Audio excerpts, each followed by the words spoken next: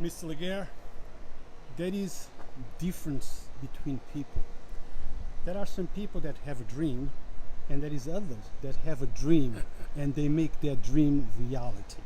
Thank you. You are on the second group, and we are on the site where your dream is becoming reality. It's taken a long time, Ru. Long time. We're talking 13 years to get to this point in the development of the school. This is going to be the new high school campus. We're at the moment standing where the athletic fields are going to be built. These are going to be the soccer field, the athletic fields for the school are going to be here. But very, very excited because it's taken us almost 2 years to get to this point when the construction first started. So I'm very, very excited, that we've been able to raise the resources. I want to thank in particularly the IDA and the city of Yonkers. They've been instrumental in partnering with us to make sure that the school gets built. This construction costs a lot of money. We're talking many millions of dollars. So that it's just not on my part raising the money, but it's also the collaboration of the building department and the mayor's office, and to get to this point in the development of the school. So as you can see, we are at the stage where we're putting the final retraining wall in the area. This is the actual level of the athletic field. We're removing pretty soon all this dirt. It just happened that we just got the final approval for the permits. On Friday we have a huge crane that's coming over here, and it's going to be bringing the steel that's going to be used for the next phase of construction of our high school complex. It is 3 buildings that are going to be built here. On the Warburton side is going to house our academic building. That academic building is also going to have a vocational component, for auto technology, for culinary arts, and we are exploring adding a pre-med program to the high school curriculum. So in this portion of it right now, as you can see, the lower level, which is going to be the parking lot, we're going to have a parking lot that's going to be on the ground. So the lower level will be used for parking. On the opposite side is going to house the gym. The gymnasium is going to be humongous. It's one of the biggest athletic arenas that we're going to see in Westchester County. It's going to have a 300-seat capacity, and there we're going to have competitive sports. Underneath, at the lower level, we're going to have a performing arts program. One of the dreams is to create a marching band. We have a strong music program, and I'm looking forward to create a marching band here. So the lower level is going to hold more our program, basically, to prepare the kids, for the marching band, various areas of music. I've already been able to raise a lot of money to buy equipment for the marching band. So we're very excited. We were able to get philanthropists already who committed some money to help us design, the program for the athletic fields in particular. And he was instrumental in kicking it off with a $200,000, grant to the athletic program. That's Mr. Steve Klinsky, who donated the $200,000. So we're very excited with where we're at right now. With the development of the school, we're on schedule, on time, and on course. So I'm looking very forward to next year at this time, to see this building completed. It's going to house a 4-story high academic building, the gymnasium, the entertainment complex, and in the very center here is going to have a 3rd building that's going to be the student hall area. We have an area where the students can come and congregate, they can socialize, they can do things, so that they don't have to be outside. They can come in here. It's going to be open until the early evening hours, so that's going to be the student hall area. So it's technically 3 buildings: the academic complex, which is going to house 400 students, the vocational program, and as we move along, the student hall area with library and technology centers, and then in the extreme side, we're going to have the gymnasium, and underneath the music program. So I'm very, very excited, very excited. This is indeed a dream come true. This is going to be a state-of-the-art education establishment. Absolutely. The focus of our curriculum is technology. We've been fortunate enough to, have smart boards when we first opened the initial school, 12 and a half years ago when we opened next door, adjacent to the property here.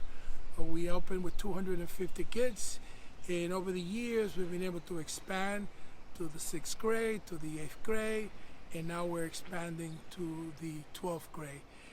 It is a unique school. It is the only one in the state that is going to be a regional school.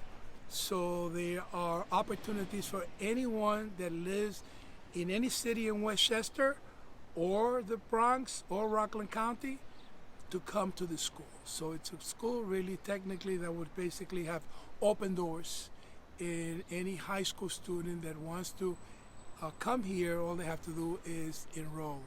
And there is right now a long waiting list to get in, even though the building has not opened yet. At the moment, the school has a building where the instruction is going on, and once the building is completed, those students will relocate from our existing high school site to over here. Mr. LaGuerre, I have a motto, and I don't know if you agree with it. And my motto is, money should never be an issue for a kid not to have a good education. And I think for the things that I see you doing, that you believe the same. Because this is also part of the public school, but I hear from the people in the community that education here is top notch. We've been very fortunate for the past 6.5 years to be one of the highest performing schools in the state. Needless to say, we've been a reward school. This year, the regions designated us as an exceptional school in the state. So it is a high-performing school, and a lot of that is attributed to an amazing staff that we have here. We have an amazing staff of administrators and teachers, paraprofessionals, and local volunteers that support the program. The program is not just an academic program. We have a very healthy component in the area of sports and physical education. It goes hand in hand. Healthy body, healthy mind. So we have a very strong component of sports. This is why we're focused on building this athletic field. Our kids, every year win the regional championship in basketball, in baseball, in soccer, in flag football. We're going to be opening up 20 sports in this school. This is unheard of. No other school has 20 different sports. So sports and competitive sports is going to be an area of concentration. We have a very large, coaching staff. As a matter of fact, right now as we speak, we have a summer program at Trevor Park, and we have our kids performing and working out at Trevor Park.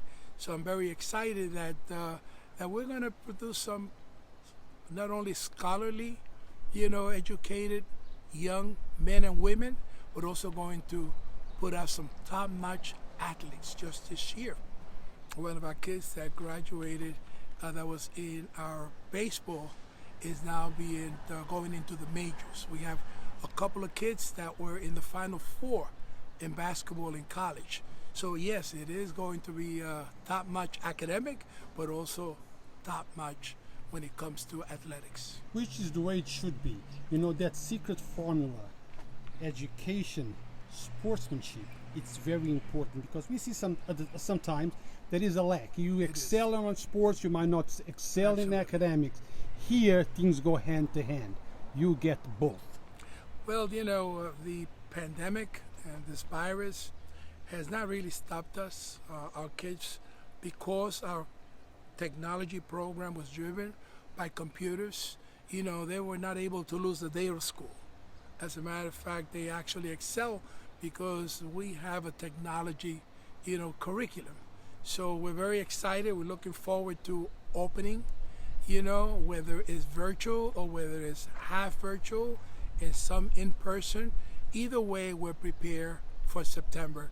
And hopefully, we'll be able to have our schools ready, for children to come and be able to, in person, get their education. It was a few months before the pandemic. Pandemic was not even in the equation. I was at CSEE with Mr. Nader at the training, teaching kids Yes. the responsibility of the internet, how to use internet responsibly, but also how to use internet for education purposes. Yes. So you were one step ahead of the curve. You didn't just flatten the curve, you actually crushed the curve when it came to education. Thank you, Ru. When we opened up the school, we opened it up with smart boards in every classroom. And every year we expanded our technology program. This year, the pandemic made us realize that we were on the right path. More important than that, we have a lot of very poor families. We knew that we had to gear up and create hotspots in people's homes. So we were able to raise the money in all our families that did not have Wi-Fi. We were able to, put on Wi-Fi at their homes, give computers to every single child. Every child, that's attending our school has a laptop. And we were just fortunate just recently that the federal government, we were able to get some additional monies, and we're buying more. We just bought more computers, state-of-the-art computers.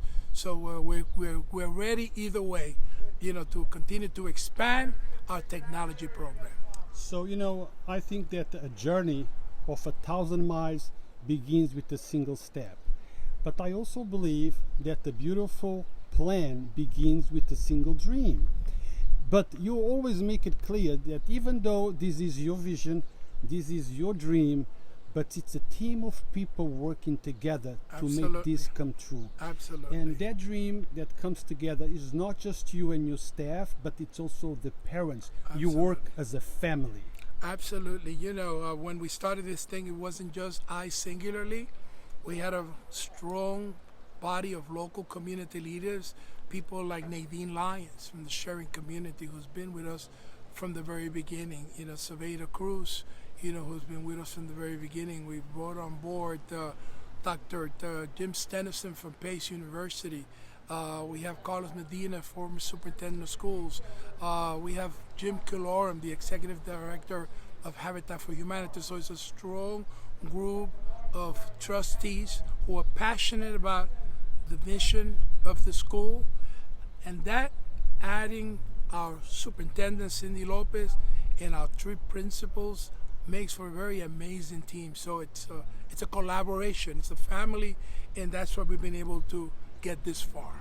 Mr. LaGuerre, when will we see kids running around here and coming to the school? What's the projection if everything goes according to plan? We're definitely going to be open, next summer. Come September, this will be a fully functional, school. So we're very, very excited. We are right now focusing on expanding the elementary school complex because we recently acquired the final piece on the campus area. So there was a laundromat there that we just acquired.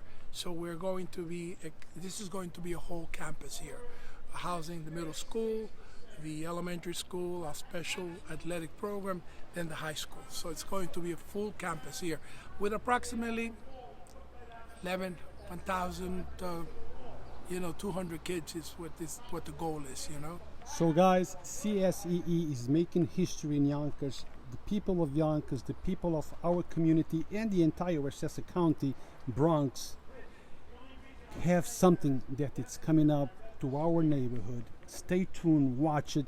If you have questions, call CSEE, ask questions, ask how can you register your child. Don't stay there waiting for that last moment. Start calling now. Ask about it. See how can you register. Absolutely. Because those seats are going to go quickly. Absolutely. Thank you, sir. No, Thank you.